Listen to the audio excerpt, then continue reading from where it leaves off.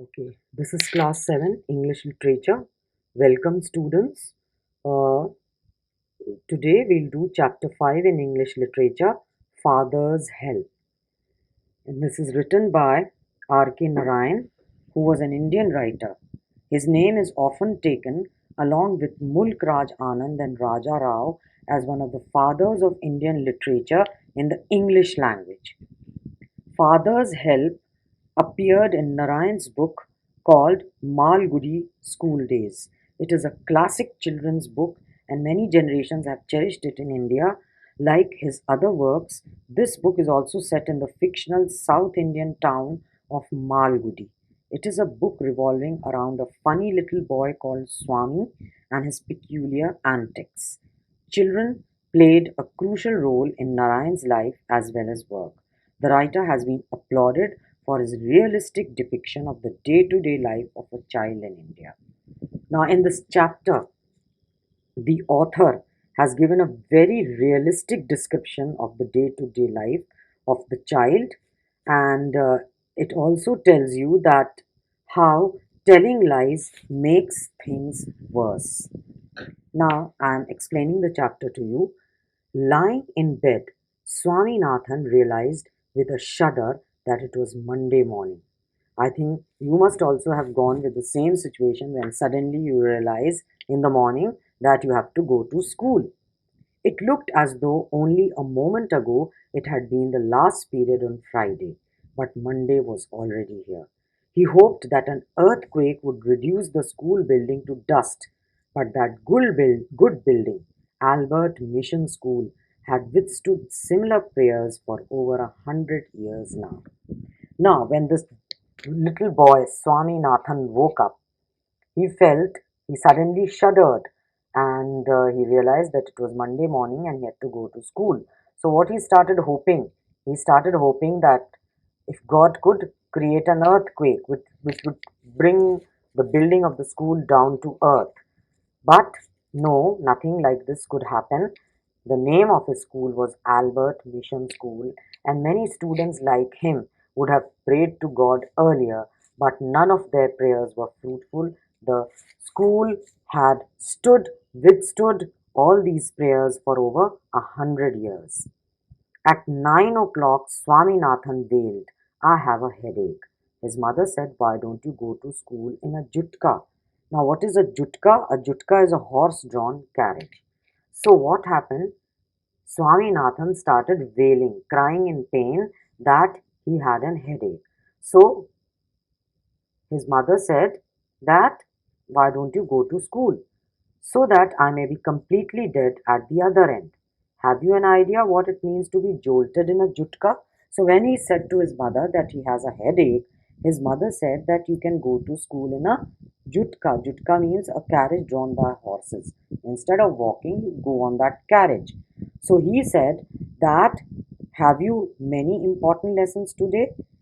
He told his mother that you don't have an idea that jutka gives so many jolts, and if you're sitting on it, you'll be jolted many times. So I have a severe headache, and if I sit on the jutka, the headache would become more worse. Have you many lessons today? Important bar, that geography teacher has been teaching the same lesson for over a year now. So his mother said that, do you have important lessons? What did he reply? He replied that the geography teacher is teaching the same lesson again and again. And we have arithmetic, which means for a whole period we are going to be beaten by the teacher. Important lessons. So he said, I have geography. In that subject, the teacher is going on teaching the same lesson again and again. And in arithmetic, what the teacher does, he keeps on beating us for the whole period.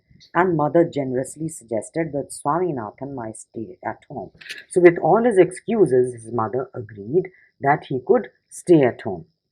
At 9:30, when he ought to have been in the school prayer hall, Swaminathan was lying on the bench in mother's room.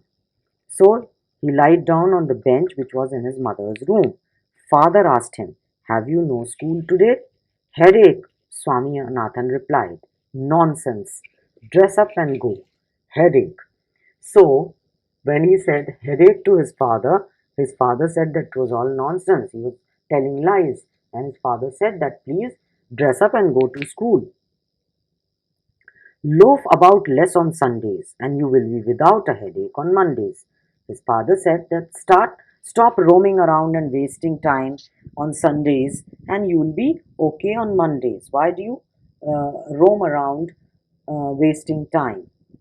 Swaminathan knew how stubborn his father could be and changed his tactics. I can't go so late to the class. Now Swaminathan realized that his excuse of headache would not do. His father will not agree. So he said that now we can't go to school because it was too late. I agree, but you will have to. It is your own fault. You should have asked me before deciding to stay away. So his father said that no, even if we are late, you will have to go to school. Why didn't you ask me before? What will the teacher think if I go so late? Tell him you had a headache and so are late. He will beat me if I say so. Will he? Let us see. What is his name? Samuel. So he told his father that if I tell my teacher that I had a headache and that's why I'm late, my teacher will beat me. So his father asked him that what is the name of the teacher who will beat you? So he said Samuel. Does he beat the boys? He is very violent, especially with boys who come late. Some days ago, a boy was made to stay on his knees for a whole period in a corner of the class because he came late, and that after getting 6 cuts from the cane and having his ears twisted. I wouldn't like to go late to Samuel's class. So Samuel gave a description of how the teacher beat the students. He said that the boy who came late, was made to stand on his knees for the whole period. And then he was also given caned. He was also caned, from which he got 6 cuts in his fingers and his ears were also twisted. If he is so violent, why not tell your headmaster about it? They say that even the headmaster is afraid of him. He is such a violent man. So the father said that why don't you tell your headmaster? So what did Swaminathan say? He said that the headmaster is also afraid of him. And then Swaminathan gave a lurid account of Samuel's violence. How, when he started caning, he would not stop till he saw blood on the boy's hand, which he made the boy press to his forehead like a vermilion marking. So he went on explaining that when Samuel canes the boys, he then goes on caning them till blood comes out of the fingers and then he makes them touch their foreheads with those fingers as if vermilion is put on the forehead. What is vermilion? You all know it is called sindoor in Hindi. Swami hoped that this his father would be made to see that he couldn't go to his class late. Swami hoped that with this his father would be made to see that he couldn't go to his class late, but father's behavior took an unexpected turn. Now, what did Swami think that by explaining all this, by how the teacher is so strict and how he is so violent, his father would agree and not let him go to school. But actually, what happened? He became excited. What do these teachers mean by beating our children? They must be driven out of service. I will see. So, what did the father say? The father said that he is going to see how such teachers are not driven out of service. The result was that he proposed to send Swaminathan late to his class as a kind of challenge. He was also going to send a letter with Swaminathan to the headmaster. No amount of protest from Swaminathan was to any avail. He had to go to school. So, what did Swaminathan's father do? He wrote a letter to the headmaster complaining against the violence of this teacher, Samuel, against whom Swaminathan was complaining. And he wanted that uh, Swaminathan should go to school and deliver the letter to the headmaster. By the time he was ready, father had composed a long letter to the headmaster, put it in an envelope, and sealed it. What have you written, father? Swaminathan asked apprehensively. Now, Swaminathan was made to dress up and go to school. So, as he was dressing up, His father wrote a long letter and put it inside the envelope. So Swaminathan asked what he had written in the letter. Nothing for you. Give it to your headmaster and go to your class. Now the father said, go to the headmaster, give this letter, and then go to the class. Have you written anything about our teacher Samuel? Plenty of things about him. When your headmaster reads it, he will probably dismiss Samuel from the school and hand him over to the police. What has he done, father? So, when he asked that what the father has written about Samuel in the letter, then his father said that he has written everything, and as a result, Samuel would be handed over to the police. So Swaminathan asked that what has Samuel done? Well, there is a full account of everything he has done in this letter. Give it to your headmaster and go to your class. You must bring an acknowledgement from him in the evening. So he said, his father said that he had written everything about Samuel's behavior, and the letter should be given to the headmaster, and Swaminathan should bring an acknowledgement back to him in the evening. Swaminathan went to school feeling that he was the worst perjurer on earth. So now Swaminathan went to school, but he was feeling really guilty, and he was feeling that he had lied, and as a result, the whole episode had taken an ugly turn. His conscience bothered him. He wasn't at all sure if he had been accurate in his description of Samuel. Now his conscience started pricking him, and he started thinking whether he had narrated the exact truth about Samuel, or he had, exaggerated the things. He could not decide how much of what he had said was imagined and how much of it was real. Now he couldn't decide how much of reality was there in the description about Samuel which he had given to his parents. He stopped for a moment on the roadside to make up his mind about Samuel. His cane skinned people's hands. Swaminathan cast his mind about for an instant on this. There was none within his knowledge. Years and years ago, he was reputed to have skinned the knuckles of a boy in the first standard and made him smear the blood on his face. No one had actually seen it. So when Swaminathan started, thinking about what he had actually said to his father, then he realized that the the Samuel had not gained anyone uh, in the present. He had not gained anyone, and there was a story of him gaining someone, but that was long time back. Presently, he was not gaining anyone. Swaminathan's head was dizzy with confusion in regard to Samuel's character, whether he was good or bad, whether he deserved the allegations in the letter or not. So now Swaminathan started feeling bad that he had given a wrong description of Samuel, who had actually not gained anyone at present. And if there was a story of him caning someone, that was long time back. He felt an impulse to run home and beg his father to take back the letter, but father was an obstinate man. Now he felt that he would go back and compel his father to take back the letter. As he approached the yellow building, he realized that he was perjuring himself and was ruining his teacher.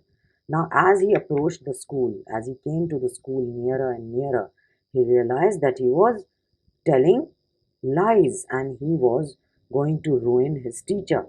Probably the headmaster would dismiss Samuel, and then the police would chain him and put him in jail.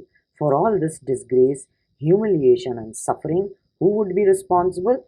Swaminathan shuddered. Now Swaminathan started picturizing that the police would take Samuel away, he would be imprisoned, and he would have to go through all the humiliation and punishment and disgrace and suffering. And for all this, he himself would be responsible. The more he thought of Samuel, the more he grieved for him. As he felt the bulge of the letter in his pocket, he felt like an executioner. So he started feeling like an executioner. Who's an executioner? A person who executes others, executes when are people executed? When they are given the punishment of death sentence. So the person who executes them in case of a death sentence is called an executioner.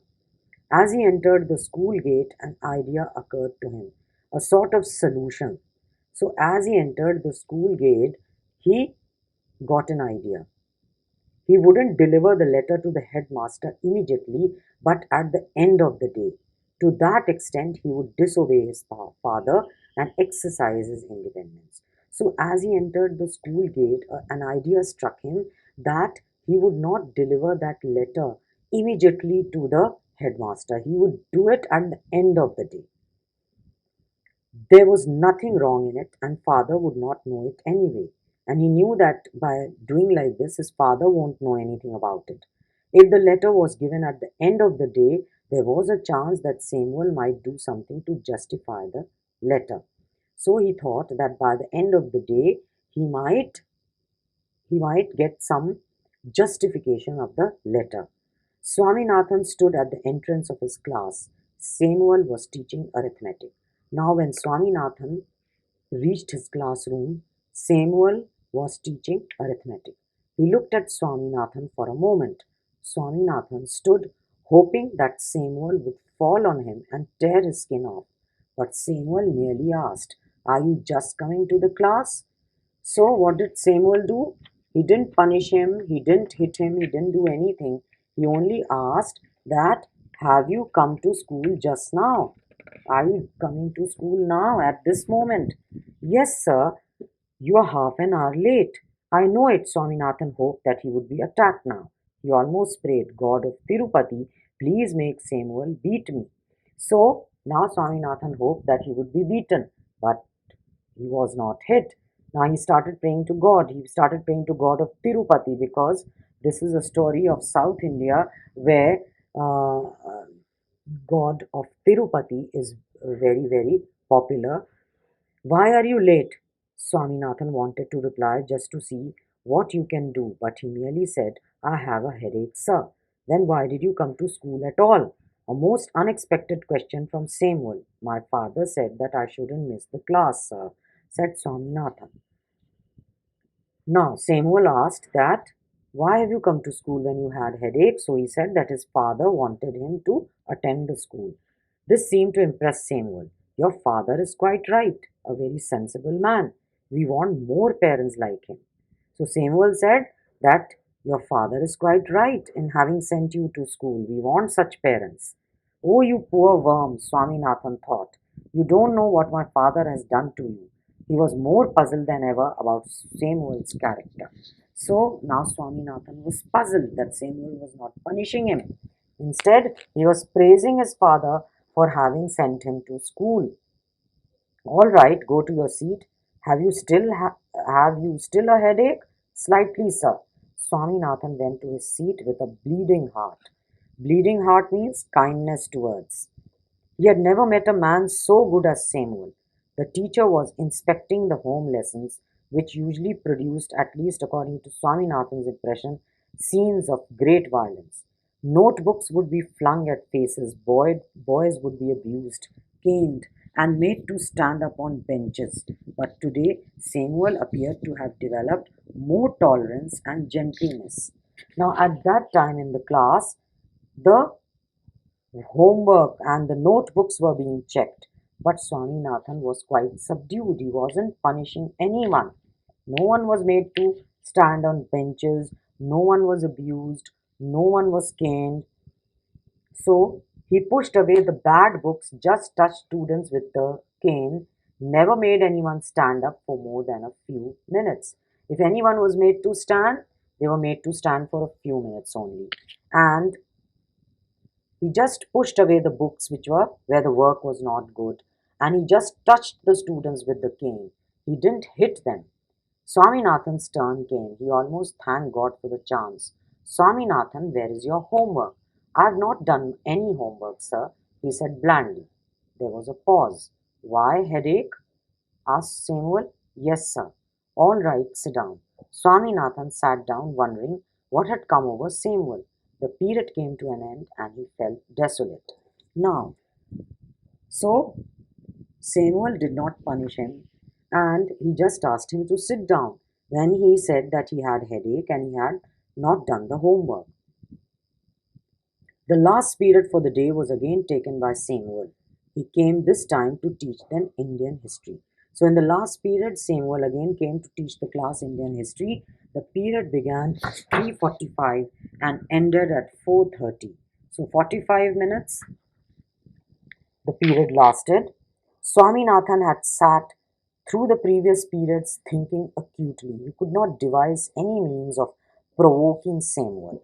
Now, Swaminathan wanted that Samuel should hit him or do something violent so that the letter which his father had written against him would be justified. That is why he wanted to provoke Samuel. You can see further that he started misbehaving also so that Samuel would get provoked and his letter would be justified. When the clock struck 4, he felt desperate. Half an hour more. Samuel was reading the portion describing Vasco da Gama's arrival in India. Now, half an hour was left for the school to give over, and now Swaminathan couldn't find any proof of Samuel's misbehavior, and he couldn't justify the letter which his father had sent. And what was Samuel teaching at that time? Vasco da Gama's arrival in India. The boys listened in half languor. So boys were becoming lazy by that time. They were feeling tired. So tired and lazy, they were listening. Swaminathan suddenly asked at the top of his voice, "Why did not Columbus come to India, sir? He lost his way." "I can't believe it. It is unbelievable, sir." Now, so what did Swaminathan do? He started shouting in the class and he said that why didn't Columbus come to India? So the teacher said that he lost his way. So Swaminathan again shouted that he can't believe that Columbus lost his way. Why? Such a great man, would he have not known the way? Don't shout, I can hear you quite well. Now he went on shouting and exclaiming like this in the class. So the teacher said, "Don't shout, I can hear you." "I'm not shouting, sir. This is my ordinary voice that God has given me. How can I help it?" "Shut up and sit down." So what did Swami say? That this is the voice which God has given me.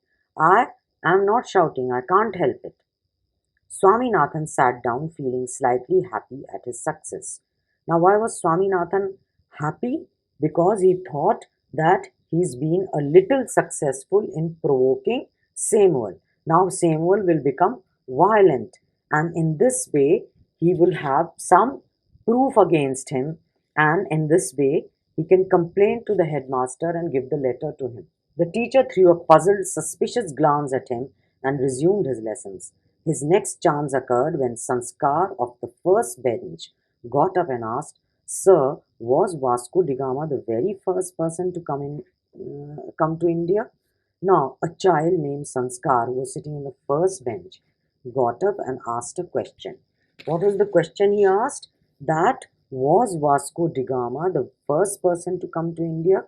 Before the teacher could answer, Swaminathan shouted from the back bench, "That's what they say."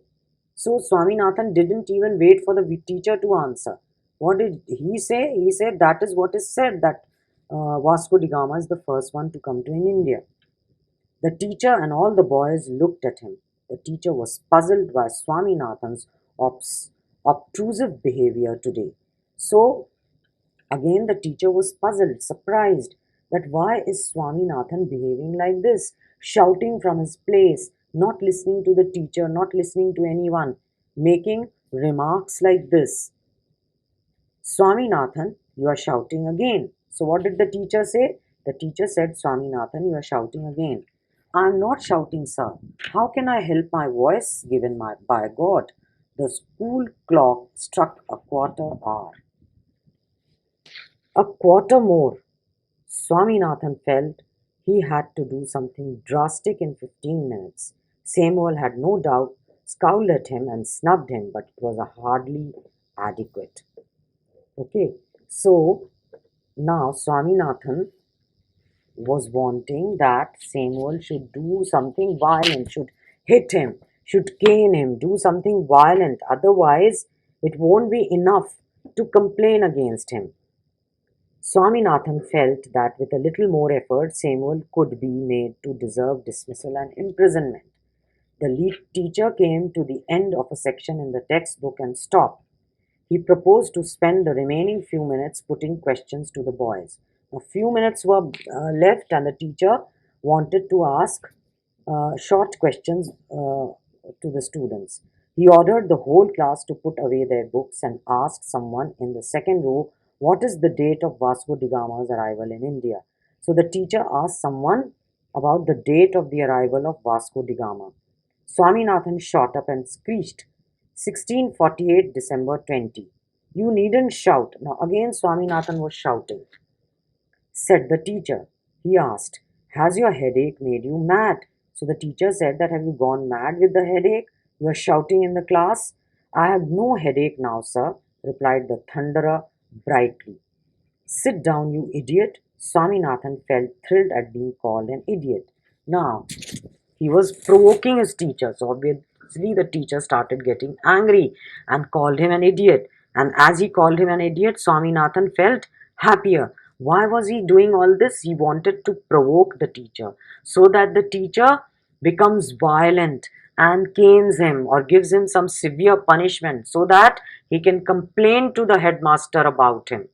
He would have sufficient proof against him. He can complain to the headmaster and in this way get him suspended and handed over to the police.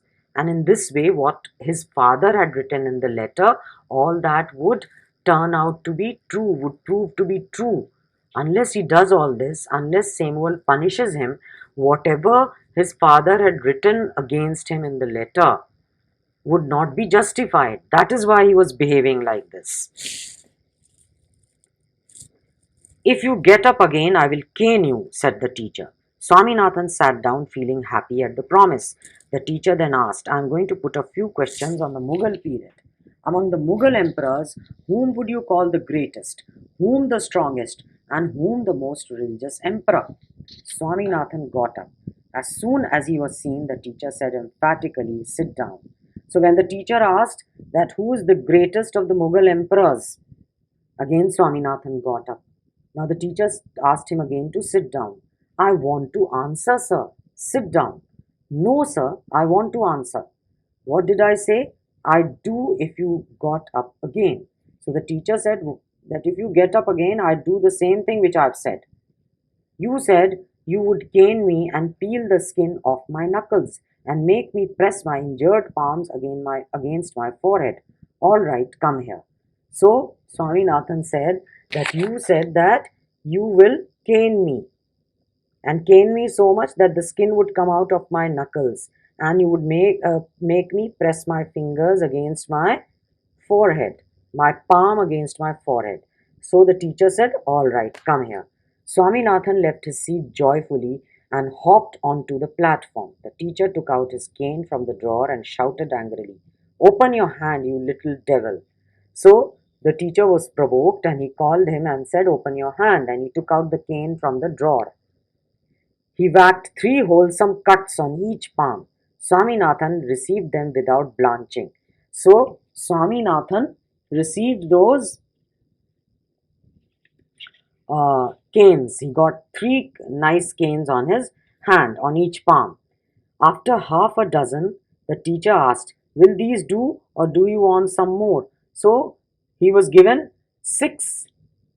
He was hit 6 times with the cane and the teacher asked that, "Do you want more?" Swaminathan merely held out his hand again and received 2 more and the bell rang. So when the teacher said, "This is enough or you want more?" So he again held out his hand and got another 2 more.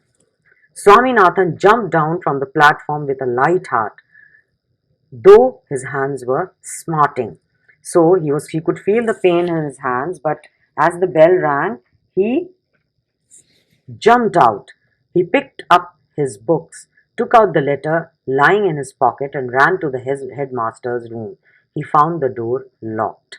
So now he thought that now he would be justified in giving the letter because now he had got the beating from the teacher, Now he could go to the headmaster. So he ran to the headmaster's room with the letter, and what did he find? His room was locked. He asked the peon, "Where is the headmaster? Why do you want him?" "My father has sent a letter for him." So the peon asked him that, "Why do you want the headmaster?" "He has taken the afternoon off and won't come back for a week. You can give the letter to the assistant headmaster. He will be here now." So the peon told him that the letter can be given to the assistant headmaster because the headmaster would come back after a week. He's gone on leave. He will be here now. So the peon said that in the next moment, the assistant headmaster is about to come. He can hand over the letter to him. "Who is he?" "Your teacher Samuel. He will be here in a second." So the peon said that your teacher Samuel is the assistant headmaster and you can hand over the letter to him. Swaminathan fled from the place. As soon as he reached home with the letter, father remarked, "I knew you wouldn't deliver it, you coward." So with the letter, he fled from the place. Why? Because the assistant headmaster was Samuel himself. So how could he hand over the letter to Samuel? So he ran back home with the letter, and his father said that he knew that he would not give the letter to the headmaster. "I swear our headmaster is on leave," Swaminathan began. Father replied, "Don't lie in addition to being a coward." So his father said that you are a coward and on top of it you are telling lies. Swami held up the envelope and said, "I will give this to the headmaster as soon as he is back." Father snatched it from his hand, tore it up, and thrust it into the waste paper basket under his table. But his father snatched the letter from him and threw it into the dustbin. He muttered, "Don't come to me for help, even if Samuel throttles you. You deserve your Samuel." So what did he said to Swaminathan? He said that now don't come to me even if Samuel throttles you. Throttling means pressing your throat. Even if Samuel tries to squeeze your throat or presses your throat, don't come to me. And tries to choke your throat or then suffocate you, then don't come to me. So this is the end of the story. I hope you must have understood how vividly and how clearly the author has written about all the events which happened in the story. This is all for today. Thank you.